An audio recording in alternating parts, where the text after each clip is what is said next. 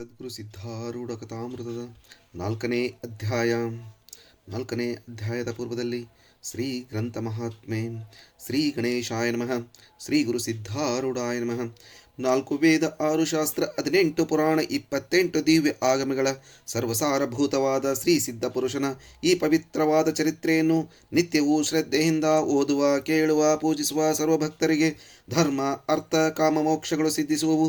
ಸರ್ವ ಕಷ್ಟ ನಷ್ಟಗಳು, ಸರ್ವ ಪಾಪತಾಪಗಳು, ಚೋರ, ವೈರಿ, ವಿಷಭೂತಾದಿ ಭೀತಿಗಳು ಬಯಲಾಗಿ ಸರ್ವದಾ ಸಕಲ ಸನ್ಮಂಗಳಿಂದ ಕೂಡಿದ ಸುಖ ಸೌಭಾಗ್ಯಗಳು ಒದಗಿ ಬರುವವು. ಶ್ರೀ ಸಿದ್ಧ ಸದ್ಗುರುವಿನ ಕೃಪಾಪೂರ್ವಕ ಶ್ರವಣ ಮಾಡುವುದರಿಂದ ಶಾಂತಿ, ದಾಂತಿ, ವಿವೇಕ, ಜ್ಞಾನ, ಸದ್ಭಕ್ತಿಗಳು ಸಂಪ್ರಾಪ್ತವಾಗುವವು. ಈ ಗ್ರಂಥವನ್ನು ತನ್ನ ಇಷ್ಟದೇವತಾ ಮಂತ್ರದೊಡನೆ ಗಂಧ, ಅಕ್ಷತ, ಧೂಪ, ದೀಪ, ನೈವೇದ್ಯಗಳಿಂದ ಪೂಜಿಸಿ ಪ್ರತಿ ಅಧ್ಯಾಯದ ಪ್ರಾರಂಭದಲ್ಲಿ ಗ್ರಂಥ ಮಹಿಮೆಯನ್ನು ಪಠಿಸಿ ಸ್ಮರಿಸಿ ನಂತರ ಪಾರಾಯಣ ಮಾಡಿ ಮಂಗಳ ವಿಭೂತಿ ಪ್ರಸಾದಗಳನ್ನು ಭಕ್ತಿಯಿಂದ ಸ್ವೀಕರಿಸುವುದು ಶಿಷ್ಟರ ಸಂಪ್ರದಾಯವಾಗಿದೆ.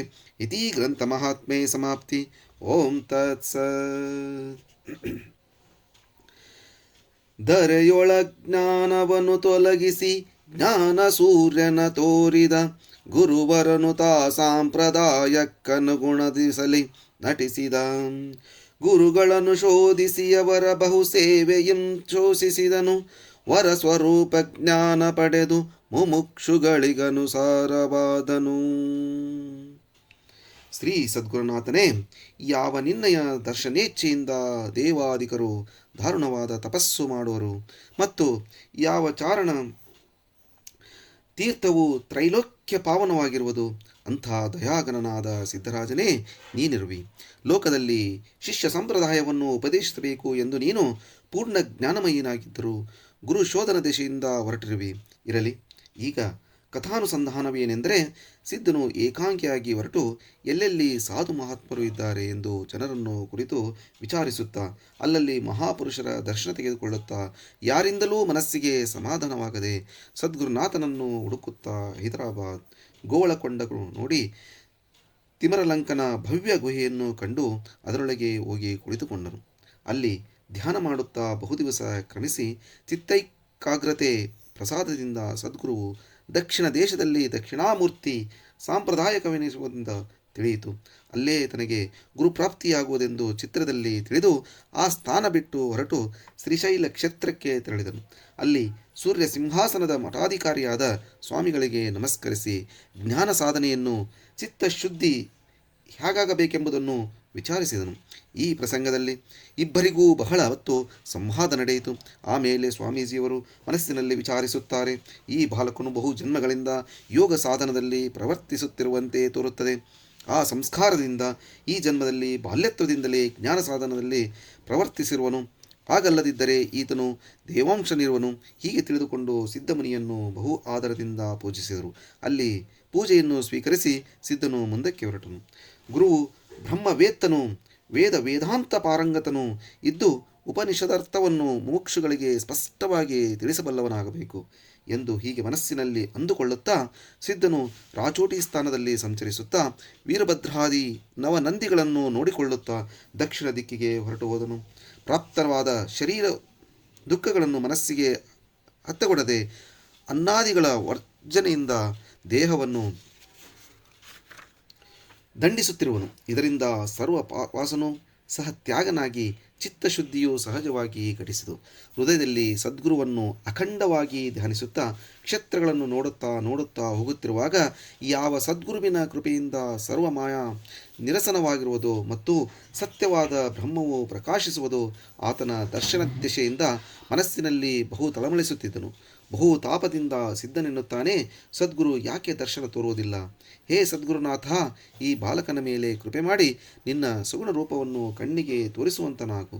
ಹೀಗೆ ಕಳವಳಿಸಿ ಮೂರ್ಛೆ ಬಂದು ಭೂಮಿಗೆ ಬಿದ್ದನು. ಆಗ ಅಂತರದಲ್ಲಿ ಸದ್ಗುರುವು ಬಂದು ತನ್ನನ್ನು ಅಲಂಘಿಸಿ, ಬಾಲ, ನೀನು ಧೈರ್ಯವನ್ನು ಬಿಡಬೇಡ ಎಂದು ಆಶ್ವಾಸನ ಕೊಟ್ಟಂತೆ ಆಯಿತು. ಸಿದ್ಧನು ಕಣ್ಣು ತೆರೆದು ನೋಡಲು ಯಾರೊಬ್ಬರನ್ನು ಕಾಣದೆ ಮರಳಿ ಭೂಮಿಗೆ ಬಿದ್ದು, ಹೇ ದಯಾಳು ಗುರುಮಾತೆಯೇ, ನನ್ನ ಅಂತಸ್ತನ್ನು ಎಷ್ಟೆಂದು ನೋಡಿವಿ? ನಿನ್ನ ಮುದ್ದು ಮಗುವಾದ ನನ್ನ ಕಣ್ಣಿಗೆ ತಪ್ಪಿಸಿ ಎಲ್ಲಿ ಅಡಗಿದ್ದಿ? ತೀವ್ರವಾಗಿ ಬಂದು ನನಗೆ ದರ್ಶನವನ್ನು ಕೊಡು. ನಿನ್ನ ಚರಣಗಳನ್ನು ಕಾಣುವ ದೆಸೆಯಿಂದ ಹಗಲು ರಾತ್ರಿ ನಾನು ವ್ಯಾಕುಲ ಚಿತ್ತನಾಗಿದ್ದೇನೆ. ಅನೇಕ ದೇಶಗಳನ್ನು ನಿನ್ನ ದೆಸೆಯಿಂದ ಸಂಚರಿಸಿದೆನು. ಇನ್ನಾದರೂ ನನ್ನ ಮೇಲೆ ದಯವುಳ್ಳವನಾಗಿ ಬೇಗನೆ ಬಂದು ದರ್ಶನ ಕೊಡುವಂತನಾಗು. ನನ್ನ ಮಾಯಾಭಾಸವನ್ನು ನಿರಸನ ಮಾಡಿ ಬ್ರಹ್ಮಪಂಥವನ್ನು ತೋರಿಸು. ನಿನ್ನ ಹೊರತು ಅನ್ಯ ರಕ್ಷಕನಿಲ್ಲವು ಎಂದು ನಿನಗೇನು ಶರಣು ಬಂದಿರುವೆನು. ನೀನು ನನ್ನನ್ನು ಬಿಟ್ಟು ಹಾಕಿದೆಯೆಂದರೆ ಹೇ ಸದ್ಗುರುನಾಥನೇ, ಮತ್ತಾರು ನನ್ನನ್ನು ಈ ಭವದಿಂದ ರಕ್ಷಿಸುವರು. ನೀನು ಇಲ್ಲಿ ನನ್ನ ದರ್ಶನ ಕೊಡದಿದ್ದರೆ ನಾನು ಇಲ್ಲಿಂದ ಮುಂದೆ ಹೋಗಲೊಲ್ಲೆನು. ನಿನ್ನ ಮೇಲೆಯೇ ಚಿತ್ತವನ್ನು ಇಟ್ಟು ನಾನು ನಿಶ್ಚಯವಾಗಿ ಪ್ರಾಣವನ್ನು ತ್ಯಜಿಸುವೆನು ಎಂದು ಈ ಪ್ರಕಾರ ಸಿದ್ಧನು ಅನ್ನುತ್ತಿರುವಾಗ ಎರಡೂ ನೇತ್ರಗಳಿಂದ ದಳದಳನೆ ನೀರು ಸುರಿಯುತ್ತಿದ್ದವು. ಸಿದ್ಧನು ಕಣ್ಣು ಮುಚ್ಚಿಕೊಂಡು ಸ್ವಸ್ಥ ಇರಲು ಆ ದಯಾಳನು ಅವನ ಕರುಣಾವಚನವನ್ನು ಕೇಳಿ ಧಾವಿಸಿ ಬಂದನು.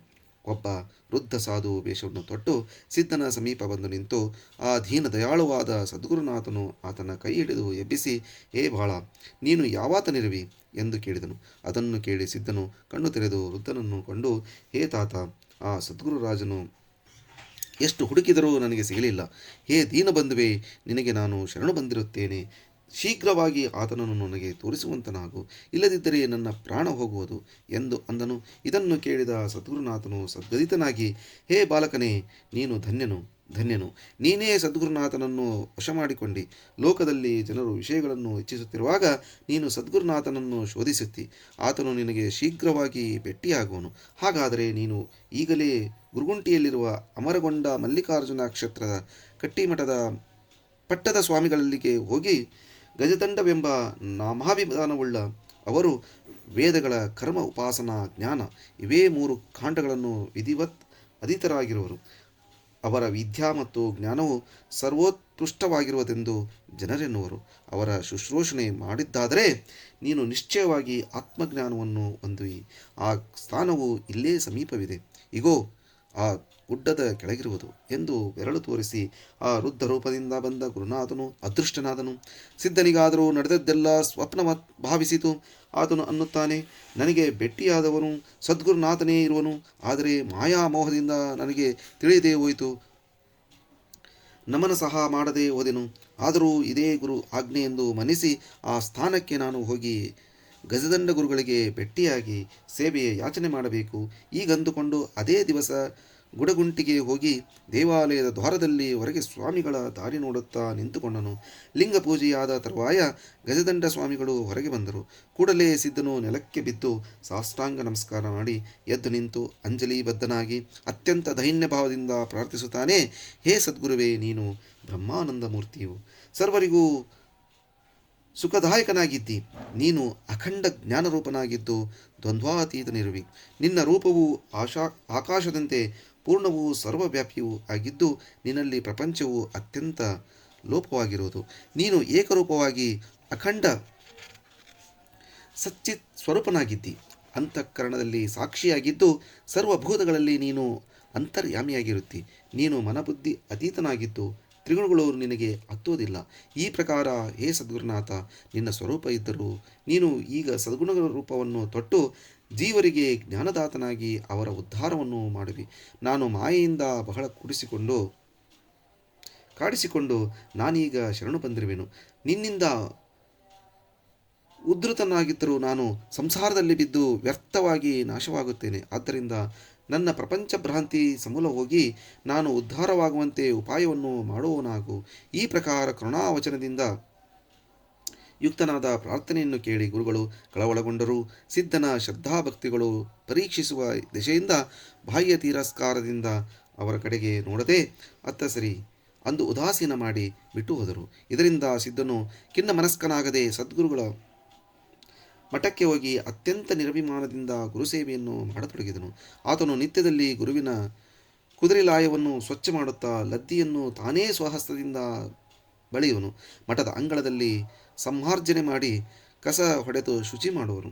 ಗುರುಗಳ ಸ್ನಾನದೆಶೆಯಿಂದ ನೀರು ತರುವುದು, ಅಡಿಗೆಗೋಸ್ಕರ ನಿತ್ಯ ಕಟ್ಟಿಗೆ ತಂದು ಹಾಕುವುದು, ಅಡಿಗೆಯ ಊಟದ ಮುಂತಾದ ಪಾತ್ರೆಗಳನ್ನು ತಕ್ಕೊಂಡು ಅವುಗಳಿಗೆ ಸಿಕ್ಕ ಉಚ್ಚಿಷ್ಟವನ್ನು ಸೇವಿಸಿ ಅವನ್ನು ಬೆಳಗಿಕೊಂಡು ಬರುವುದು, ಗುರುಗೃಹದೊಳಗಿನ ವಸ್ತ್ರಗಳನ್ನು ಸ್ವಚ್ಛವಾಗಿ ಒಗೆಯುವುದು, ಇವೇ ಮುಂತಾದ ಸೇವೆಗಳನ್ನು ಗುರುವಿನ ಕಾರಣ ಮಾಡುವುದಲ್ಲದೆ ಅವರ ಶಿಷ್ಯರ ಸೇವಾ ಕಾರ್ಯಗಳನ್ನು ಸಹ ಬಹು ಆದರದಿಂದ ಸಿದ್ಧನು ಗೈಯುತ್ತಿದ್ದನು. ಗುರುಗಳನ್ನು ಎಲ್ಲಾದರೂ ಅಕಸ್ಮಾತಾಗಿ ಕಂಡರೆ ಎದ್ದು ಸಾಷ್ಟಾಂಗ ನಮಸ್ಕಾರ ಮಾಡುವನು ಮತ್ತು ವಿನೀತ ಭಾವದಿಂದ ತಲೆಬಾಗಿಸಿ ಕೈ ಜೋಡಿಸಿ ನಿಲ್ಲುವುದು. ಮಧ್ಯಾಹ್ನ ಕಾಲದಾದ ಮೇಲೆ ನಿತ್ಯ ಗ್ರಾಮದೊಳಗೆ ಹೋಗಿ ಭಿಕ್ಷೆಯಿಂದ ಸಿಕ್ಕಿದ ಅನ್ನವನ್ನೇ ಉಣ್ಣುತ್ತಿರಬೇಕು. ಆದರೆ ಗುರುಗ್ರಹದಲ್ಲಿ ಅನ್ನವನ್ನು ಯಾರಾದರೂ ಕೊಟ್ಟರೂ ಸೇವಿಸುತ್ತಿದ್ದಿಲ್ಲ. ದೇಹ ಸುಖದ ಕಡೆ ಮಾತ್ರ ಲಕ್ಷ್ಯವಿದ್ದಿಲ್ಲ. ಅನ್ನ ವಸ್ತ್ರದ ಚಿಂತೆ ಮೊದಲೇ ಬಿಟ್ಟಿದ್ದನು. ಯಾರಾದರೂ ದಯಾಳುಗಳು ಕೊಟ್ಟರೂ ವಸ್ತ್ರಗಳನ್ನು ಪರಿಗ್ರಹಿಸುತ್ತಿದ್ದಿಲ್ಲ. ನಿತ್ಯದಲ್ಲಿಯೂ ಮಠದಲ್ಲಿ ಗುರುಗಳು ಶಾಸ್ತ್ರವನ್ನು ಹೇಳುತ್ತಿರುವಾಗ ಸಿದ್ಧನು ಬಹು ಆದರದಿಂದ ಶ್ರವಣ ಮಾಡುತ್ತಿದ್ದನು. ಒಂದು ದಿನ ಗಜದಂಡ ಸ್ವಾಮೀಜಿಯವರು ಸಭೆಗೆ ಸಕಲ ಶಾಸ್ತ್ರಗಳಲ್ಲಿ ನಿಪುಣರಾದ ಸುಬ್ಬಯ್ಯ ಶಾಸ್ತ್ರಿ ಎಂಬ ಒಬ್ಬ ಬ್ರಾಹ್ಮಣ ಪಂಡಿತನು ಪ್ರಾಪ್ತನಾಗಿ ಸಭಿಕರನ್ನು ಕುರಿತು, ಉಪನಿಷತ್ ಈ ಶಬ್ದಕ್ಕೆ ಅರ್ಥ ಮಾಡುವವರೇ ಈ ಧರಣಿಯೊಳಗೆ ಯಾರೂ ಇಲ್ಲ. ಹೀಗಿರುತ್ತಾ ಅದನ್ನು ಪಡಿಸುವುದಕ್ಕೆ ಅಧಿಕಾರಿ ಯಾರಿರಬೇಕು ಎಂದು ನುಡಿದದ್ದನ್ನು ಕೇಳಿ ಸಭಾಸದರೆಲ್ಲ ಚಕಿತರಾದರು. ಸ್ವಾಮಿಗಳು ಈ ವಾಕ್ಯವನ್ನು ಕೇಳಿ, ಈತನು ವಿದ್ಯೆಯಿಂದ ಉನ್ಮತ್ತನಾಗಿರುವನು, ಇವನ ಗರ್ವ ಹರಣ ಮಾಡಬೇಕೆಂದು ಆಲೋಚಿಸಿದರು.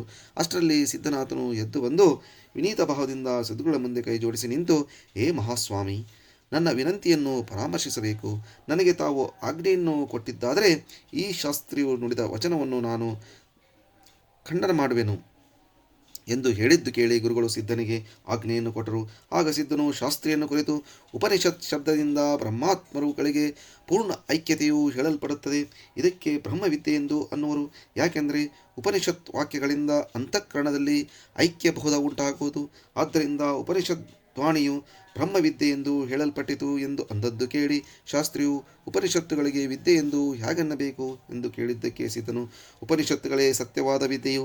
ಯಾಕೆಂದರೆ ಮುಮುಕ್ಷುಗಳು ಇಂದ್ರಿಯ ದಮನದಿಂದ ಶುದ್ಧ ಚಿತ್ತಯುಕ್ತರಾಗಿ ಗುರುಮುಖದಿಂದ ಉಪನಿಷತ್ ವಾಕ್ಯಗಳನ್ನು ಶ್ರದ್ಧೆಯುಳ್ಳವರಾಗಿ ಕೇಳಿದಾಕ್ಷಣ ಅವರಿಗೆ ಆತ್ಮಜ್ಞಾನ ಪ್ರಕಾಶಿಸುತ್ತದೆ. ಇದರಿಂದ ಅವರ ಅವಿದ್ಯಾ ನಿರಸನವಾಗುವುದು. ಆದ್ದರಿಂದ ಉಪನಿಷತ್ತುಗಳು ವಿದ್ಯಾ ಅನ್ನಲ್ಪಡುವವು. ಉಪನಿಷತ್ ಮತ್ತು ಜ್ಞಾನ ಶಬ್ದ ಇವೆರಡಕ್ಕೂ ಒಂದೇ ಅರ್ಥವು. ಯಾಕೆಂದರೆ ಜೀವನ ಅವಿದ್ಯಾ ನಿರಸನ ಮಾಡುವ ಎರಡರ ಪರಿಣಾಮವು ಒಂದೇ ಆಗಿರುತ್ತದೆ. ಸರ್ವ ಜೀವಿಗಳು ಜ್ಞಾನಕ್ಕೆ ಅಧಿಕಾರಿಗಳು. ಆದ್ದರಿಂದ ಉಪನಿಷತ್ ವಿಚಾರ ಮಾಡುವುದಕ್ಕೆ ಸರ್ವರು ಅಧಿಕಾರಿಗಳಾಗಿರುವರು ಎಂದು ನುಡಿಯಲು ಆ ಪ್ರೌಢತ್ವದ ಭಾಷಣವನ್ನು ಕುಮಾರನ ಮುಖದಿಂದ ಕೇಳಿ ಸುಬ್ಬಯ್ಯ ಶಾಸ್ತ್ರಿಯು ಚಕಿತನಾಗಿ ಅಂದದ್ದು, ಈ ಬಾಲಕನು ವಿದ್ಯಾಮೂರ್ತಿಯು ಧ್ಯಾನವನ್ನು ಬಹು ಜನ್ಮಗಳಿಂದ ಮಾಡಿರಬೇಕು ಮತ್ತು ಈ ಬ್ರಹ್ಮಕಲೆಯು ಪೂರ್ವಜನ್ಮದಿಂದ ಬಂದಿರುವುದು. ಇಲ್ಲದಿದ್ದರೆ ಈತನ ವಯಸ್ಸಿಗೆ ಇಂಥ ವಿದ್ಯಾಶಕ್ತಿಯು ದುರ್ಲಭವು. ಈ ಪ್ರಕಾರ ಅಂದು ಬಹು ಆನಂದಭರಿತನಾಗಿ ಸುಬ್ಬಯ್ಯ ಶಾಸ್ತ್ರಿಯು ಹೊರಟು ಹೋಗಲು ಸಿದ್ಧನಾದರೂ ನಿರಭಿಮಾನದಿಂದ ತನ್ನ ಪೂರ್ವ ಸ್ಥಳಕ್ಕೆ ಬಂದು ಒಂದು ಮೂಲೆಗೆ ಹೋಗಿ ಕೂತನು. ಸಿದ್ಧನಾಥನ ಶಾಸ್ತ್ರ ವ್ಯಕ್ತಿತ್ವ, ಆತನ ಅತ್ಯಂತ ನಿರಭಿಮಾನ ಸ್ಥಿತಿ ಮತ್ತು ಅನನ್ಯ ಭಾವದಿಂದ ಮಾಡಿದ ಸೇವಾ ಭಕ್ತಿ ಎಲ್ಲ ಮನಸ್ಸಿಗೆ ತಂದು ಗಜದಂಡ ಸದ್ಗುರುನಾಥನು ಬಹಳ ಆನಂದಪಟ್ಟನು. ಅಂದಿನಿಂದ ಗಜದಂಡ ಸ್ವಾಮೀಜಿಯವರು ಶ್ರವಣ ಕಾಲದಲ್ಲಿ ಸಿದ್ಧನನ್ನು ನಿತ್ಯ ತಮ್ಮ ಸಮೀಪ ಕೂಡಿಸಿಕೊಂಡು ಮಹದ್ವಿಚಾರಗಳನ್ನು ಆತನಿಗೆ ಪ್ರೇಮದಿಂದ ಹೇಳಲ್ಪಡುತ್ತಿದ್ದರು. ಒಂದು ದಿನ ಸಿದ್ಧನು ಗುರುಗಳನ್ನು ಕುರಿತು, ಗುರು ಮಹಾರಾಜರೇ, ನನ್ನ ಮೇಲೆ ದಯವಿಟ್ಟು ಇದನ್ನು ಹೇಳು. ಅದೇನೆಂದರೆ, ಶಾಸ್ತ್ರಗಳ ಅರ್ಥ ನಿಶ್ಚಯವಾಗಿದ್ದಾದರೆ ಚಿನ್ನವೇನು ಎಂದು ಪ್ರಶ್ನೆ ಮಾಡಲು ಸದ್ಗುರುಗಳು, ಹೇ ಶಿಷ್ಯನೇ ಕೇಳು. ಶಾಸ್ತ್ರಗಳ ಅರ್ಥವು ಸಾಧನದಿಂದ ನಿಶ್ಚಯವಾದವನ ಚಿನ್ನ ಯಾವುದೆಂದರೆ ಆತನಿಗೆ ಸಂಶಯ ವಿಪರೀತ ಭಾವನೆಗಳು ರಹಿತವಾದ ಬ್ರಹ್ಮಾತ್ಮ ಭಾವವು ಪ್ರಾಪ್ತವಾಗುವುದು ಎಂದು ಉತ್ತರ ಕೊಡಲು ಸಿದ್ಧನು, ಅಹಂ ಆತ್ಮ ಈ ದ್ವೈತ ವಿದ್ಯೆಯಲ್ಲಿ ಐಕ್ಯತ್ವವು ಹೇಗೆ ಘಟಿಸುವುದು ಎಂದು ವಿನಯ ಭಾವದಿಂದ ಕೇಳಲು ಗುರುಗಳಂದರು, ಜೀವನಿಗೆ ದೇಹದಲ್ಲಿ ಎಲ್ಲಿ ತನಕ ಆತ್ಮಬುದ್ಧಿ ಇರುವುದು ಅಲ್ಲಿ ತನಕ ದ್ವೈತದ ಭಾಸವಿರುವುದು. ಯಾವಾಗ್ಯೇ ದೇಹಾಭಿಮಾನವು ನಿಶೇಷವಾಗಿ ಹೋಗಿ ಅನ್ಯ ದೇಹದಂತೆ ಸ್ವದೇಹವನ್ನು ಜೀವನು ನೋಡುವನು, ಆಗ ಇವೆರಡರ ಐಕ್ಯಜ್ಞಾನವು ಸಹಜವಾಗಿ ಆಗುವುದು. ಆಗ ಸಿದ್ಧನು ಪುನಃ ಗುರುಗಳಿಗೆ ವಿಚಾರಿಸುತ್ತಾನೆ, ಏ ಸದ್ಗುರುನಾಥನೇ, ಸರ್ವ ಪ್ರಪಂಚವು ನಮಗೆ ಪ್ರತ್ಯಕ್ಷವಾಗಿರುತ್ತಾ ಇದೆಲ್ಲ ಮಿಥ್ಯೆ ಎಂದು ಹೇಗೆನ್ನಬೇಕು? ಅದಕ್ಕೆ ಗುರುಗಳು ಹೇಳೆ, ಶಿಷ್ಯನೇ, ಈ ಪ್ರತ್ಯಕ್ಷ ಇಂದ್ರಿಯ ವ್ಯಾಪ್ತಿಯೋ ವೃತ್ತಿ ವ್ಯಾಪ್ತಿಯೋ ಅಥವಾ ಚೈತನ್ಯ ವ್ಯಾಪ್ತಿಯೋ? ಇಂದ್ರಿಯ ವ್ಯಾಪ್ತಿ ಅಂದರೆ ಇಂದ್ರಿಯಗಳು ಜಡವಿದ್ದು ಜಡಭೂತಗಳಿಗೆ ವ್ಯಾಪಿಸಲಾರವು. ವೃತ್ತಿ ವ್ಯಾಪ್ತಿ ಎಂದರೆ ಜ್ಞಾನವಾಗುವುದು ಆರಂಭವು ಅಸಂಭವವು. ಹೇಗೆ ಘಟದ ಮೇಲೆ ಹಾಕಲ್ಪಟ್ಟ ವಸ್ತ್ರಕ್ಕೆ ಘಟ ಜ್ಞಾನವಾಗಲಾರದು, ಹಾಗೆಯೇ ಘಟವನ್ನು ವ್ಯಾಪಿಸಿದಂತೆ ಜಡ ವೃತ್ತಿಗೆ ಘಟ ಜ್ಞಾನವಾಗಲಾರದು. ಚೈತನ್ಯ ವ್ಯಾಪ್ತಿಯಿಂದ ಭೂತಗಳು ಪ್ರತ್ಯಕ್ಷವಾಗುತ್ತದೆ ಎಂದರೆ ವಿಷಯ ಮತ್ತು ವೃತ್ತಿಗತ ಚೈತನ್ಯ ಏಕವಿರುವುದರಿಂದ ಕೂಡಲೇ ಐಕ್ಯಜ್ಞಾನವು ಸಂಭವಿಸಬೇಕಾದೀತು. ಆಗುವುದಿಲ್ಲವಾದ್ದರಿಂದ ಚೈತನ್ಯ ವ್ಯಾಪ್ತಿಯು ಅಸಂಭವವು. ಹಾಗಾದರೆ ಪ್ರಪಂಚವು ಅಭ್ಯಾಸವೆಂದು ಹೇಳುವಿಯಾದರೆ ಅಧ್ಯಾಸವೆಂಬುದು ಭ್ರಮೆ ಇದು ಮಿಥ್ಯವಾದ್ದರಿಂದ ಪ್ರಪಂಚವು ಸತ್ಯ ಹೇಗಾಗುವುದು ಎಂದು ಕೇಳಿದ್ದಕ್ಕೆ ಸಿದ್ಧನು ವ್ಯಾಪ್ತಿ ವಿನಃ ಸಾಮಾನ್ಯತ್ವದಿಂದ ಜಗತ್ತು ಪ್ರತೀತಿಯಾಗುವುದು ಅಂದರೇನು ಎಂದು ಕೇಳಲು ಗುರುಗಳು ಪ್ರತ್ಯಕ್ಷದಿಂದ ಪ್ರತ್ಯಕ್ಷ ಬಾಧಿಸಲ್ಪಡುವುದು ಹೇಗೆ ಬಾಲ್ಯ ಪ್ರತ್ಯಕ್ಷ ಬಾಧಿತವಾಗಿ ಯೌವನ ಪ್ರತ್ಯಕ್ಷ ಬರುವುದು ಹಾಗೆ ಉತ್ತರ ಪ್ರತ್ಯಕ್ಷ ಬರುತ್ತಲೇ ಪೂರ್ವ ಪ್ರತ್ಯಕ್ಷ ಬಾಧಿಸಲ್ಪಡುವುದು ಎಂದು ಉತ್ತರ ಕೊಟ್ಟರು. ಆಗ ಸಿದ್ಧನು ಗುರುಗಳೇ ಕರ್ಮಕಾಂಡದಿಂದ ಲಿಂಗಗ್ರಹಣವಾಯಿತು, ಈಗ ಜ್ಞಾನಕಾಂಡದಿಂದ ಜ್ಞಾನವಾದ ಕೂಡಲೇ ಲಿಂಗಗ್ರಹಣ ವ್ಯರ್ಥವಾಯಿತು. ಈಗಂದು ಸಿದ್ಧನು ತನ್ನ ಕೊರಳೊಳಗಿನ ಲಿಂಗವನ್ನು ತೆಗೆದು ಸದ್ಗುರುಗಳ ಪಾದದಲ್ಲಿಟ್ಟು ಇದನ್ನು ನೋಡಿ ಗುರುಗಳು ಸಿದ್ಧನೇ ಇದು ಶಾಸ್ತ್ರ ವಿರುದ್ಧವಾಗುತ್ತದೆ ಎಂದು ನುಡಿಯುವುದನ್ನು ಕೇಳಿ ಸಿದ್ಧನು ಅಂದದ್ದು ಸದ್ಗುರುಗಳೇ ಚಿನ್ಮಯ ದೀಕ್ಷೆ ಸಿಕ್ಕಿದ ಮೇಲೆ ಶರೀರವು ಚೈತನ್ಯ ರೂಪವಾಯಿತು ಎಂದು ಶಾಸ್ತ್ರದಲ್ಲಿ ಹೇಳುವುದು. ಶ್ಲೋಕ ಲಿಂಗ ಮಧ್ಯ ಜಗತ್ ಸರ್ವಂ ಲಿಂಗಮಯಂ ಜಗತ್ ಲಿಂಗ ಬಾಹ್ಯಾತ್ ಪರಂ ನಾಸ್ತಿ ತಸ್ಮಾತ್ ಲಿಂಗಮಹಂ ಸದಾ ಲಿಂಗದೊಳಗೆ ಸರ್ವ ಜಗತ್ತಿನಿರುವುದು, ಸರ್ವ ಜಗತ್ತು ಲಿಂಗಮಯವು, ಲಿಂಗದ ಹೊರಗೆ ಎರಡೇನಿದೆಯೂ ಇಲ್ಲ, ಆದ್ದರಿಂದ ಸದಾ ನಾನು ಲಿಂಗವೇ ಇದ್ದೇನೆ ಎಂದು ಶಾಸ್ತ್ರಕ್ಕನುಸರಿಸಿ ಸದ್ಯೋ ನಿರ್ವಾಣಂ ಭಾವವನ್ನು ಯಾವಾತನು ಹೊಂದಿರುವುದೋ ಆತನಿಂದ ಜ್ಞಾನ ಕರ್ಮಗಳೆರಡೂ ಸಿದ್ಧಿಸಲಾರವು. ಇದೇ ಅರ್ಥದಿಂದ ಐತರೇಯ ಶ್ರುತಿಯ ಪ್ರಥಮ ಕಾಂಡದಲ್ಲಿ ಭಾಸ್ಕರನು ಅನ್ನುತ್ತಾರಲ್ಲ, ಯಥಾರ್ಥ ಜ್ಞಾನವು ಯಾವಾಗ ಪ್ರಾಪ್ತಿಯಾಗುವುದು ಆಗ ಜ್ಞಾನಿಗೆ ಕರ್ಮದ ಸಮಾಪ್ತಿಯಾಗುವುದು. ಯಾವಾತನಿಗೆ ಆತ್ಮಜ್ಞಾನವಾಗಿದೆಯೋ ಆತನು ಅನಾಶ್ರಮಿ, ಅಗೋತ್ರ, ಅನಾವರಣ, ಅಕರ್ಮರೂಪ, ಆತ್ಮಾಕಾರಂತಕರಣ ಮತ್ತು ಅದೇಹ ಎಂದು ಕರ್ಮ ನಡೆಯುವುದು. ಕರ್ಮಕ್ಕೆ ದೇಹಾಭಿಮಾನ ಬೇಕು. ಕರ್ಮ ಫಲದ ಅನುಸಂಧಾನ ಮತ್ತು ಕರ್ಮತ್ಯಾಗದ ಭೀತಿ ಇದಷ್ಟು ಬೇಕು. ಇವು ಮೂರು ಜ್ಞಾನಿಗೆ ಇಲ್ಲದ್ದರಿಂದ ಆತನಿಂದ ಕರ್ಮ ನಡೆಯದು. ಸಿದ್ಧಮುನಿಯು ಈ ಭಾಷಣವನ್ನು ಕೇಳಿ ಈತನ ವೃತ್ತಿ ನಿರ್ಗುಣದಲ್ಲಿ ಅನನ್ಯವಾಗಿ ಆರೂಢನಾಗಿರುವುದು, ಆದ್ದರಿಂದ ಈತನಿಗೆ ಸಿದ್ಧಾರೂಢ ಎಂಬ ನಾಮವು ಶೋಭಿಸುವುದು ಎಂದು ತಿಳಿದು ಸಿದ್ಧನನ್ನು ಕುರಿತು ಗುರುಗಳು ಅನ್ನುತ್ತಾರೆ, ಹೇ ಸಿದ್ಧಾರೂಢನೇ, ನೀನು ನನ್ನ ಸಮಾನನಿದ್ದಿ ಎಂದು ನಾನು ತಿಳಿಯುವೆನು. ನಿನಗೆ ಪ್ರಾಪ್ತವಾದ ಈ ಜ್ಞಾನವು ಶ್ರೀ ಮಲ್ಲಿಕಾರ್ಜುನನ ಪ್ರಸಾದದಿಂದ ನಿನ್ನ ಹೃದಯದಲ್ಲಿ ಪ್ರಕಾಶಮಾನವಾಗಲಿ ಮತ್ತು ನೀನು ಇದರಿಂದ ಮುಮುಕ್ಷು ಜನರನ್ನು ಉದ್ಧರಿಸುವಂತನಾಗು.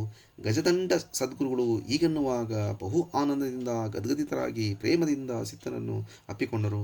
ಸಿದ್ಧನು ಗದ್ಗದಿತ ಕಂಠಯುಕ್ತನಾಗಿ, ಹೇ ಸದ್ಗುರು ತಾತನೇ, ನನ್ನನ್ನು ಕೃತಾರ್ಥನನ್ನಾಗಿ ಮಾಡಿರಿ. ನಿನ್ನ ಕೃಪೆಯಿಂದ ನನ್ನ ಜೀವಕ್ಕೆ ಶಾಂತಿ ಉಂಟಾಯಿತು. ನಿನ್ನ ಸಲುವಾಗಿ ಸಹಿಸಿದ ದುಃಖವೆಲ್ಲ ಇವತ್ತು ಸಾರ್ಥಕವಾಯಿತು. ನಿನ್ನ ದರ್ಶನ ಮಾತ್ರದಿಂದ ಅನೇಕ ಜನ್ಮಗಳು ಕಷ್ಟಗಳೆಲ್ಲ ಪರಿಹಾರವಾದವು ಎಂದು ಶ್ರೀ ಸಿದ್ಧನಾಥನು ಅನ್ನುತ್ತಿರುವಾಗ ನೇತ್ರದ್ವಯಗಳಿಂದ ಪ್ರೇಮಾಶ್ರು ಪಾಶನಾಗುತ್ತಿದ್ದವು. ಪ್ರೇಮ ಭರದಿಂದ ಸದ್ಗುರುಗಳು ಆತನನ್ನು ಪುನಃ ಪುನಃ ಆಲಂಘಿಸಿದರು. ಈ ಅಧ್ಯಾಯದಲ್ಲಿ ಶ್ರೀ ಸಿದ್ಧನಾಥನಿಗೆ ಸದ್ಗುರು ಉಪದೇಶವಾದದ್ದು ನಿರೂಪಿಸಲ್ಪಟ್ಟಿತು. ಈ ಕಥೆಯನ್ನು ಶ್ರವಣ ಮಾಡುವುದರಿಂದ ಮುಮುಕ್ಷು ಜನರು ಸರ್ವ ಭವದ ನಾಶವಾಗಿ ಸಹಜವಾಗಿ ಜ್ಞಾನವನ್ನು ಹೊಂದುವರು ಎಂಬಲ್ಲಿಗೆ ಶ್ರೀ ಸಿದ್ಧಾರೂಢ ಕಥಾಮೃತದ ಶ್ರವಣ ಮಾತ್ರದಿಂದ ಸರ್ವ ಪಾಪಗಳನ್ನು ಭಸ್ಮ ಮಾಡುವಂಥ ಈ 4ನೇ ಅಧ್ಯಾಯವನ್ನು ಶ್ರೀ ಗುರು ಸಿದ್ಧಾರೂಢರ ಚರಣಾರವಿಂದಗಳಲ್ಲಿ ಶಿವದಾಸನು ಅರ್ಪಿಸಿರುವನು. ಓಂ ತತ್ಸ.